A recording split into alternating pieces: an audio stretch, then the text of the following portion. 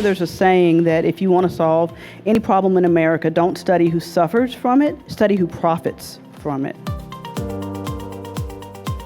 We're delighted to present the 2020 Selden Ring Award for Investigative Journalism to Wendi Thomas and her nonprofit digital newsroom, MLK 50, Justice Through Journalism. Most people get their income from their jobs, and so you've got money coming in. So this series focused on the money coming out, specifically the money that was being siphoned out by the city's largest hospital system. There was a line in a ProPublica reporter story about racialized bankruptcy that mentioned medical debt in Memphis. And so I emailed him and said, hey, this sounds like there's more data here. And he graciously shared that data with me, and then I started hanging out in Shelby County General Sessions Court, seeing the defendants that came through, many low income, many with really, really difficult situations, and yet they were up against this hospital that was this huge machine that was just grinding them up.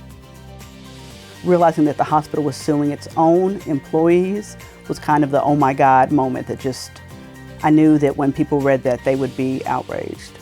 So we started with hundreds of thousands of rows of cases, looking at the new cases filed, the judgments, the garnishments where the creditor takes a portion of the defendant's wages directly from their paycheck.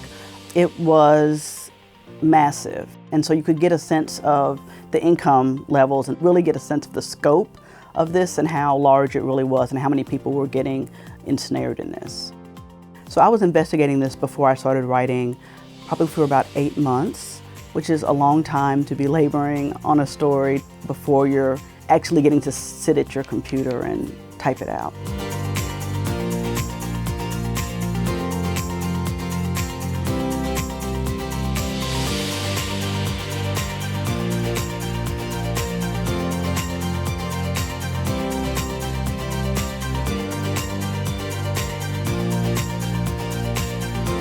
So when I started as a journalist, I think I've long been interested in institutions and structures and systems that conspire to keep poor people poor, and this was just one of them.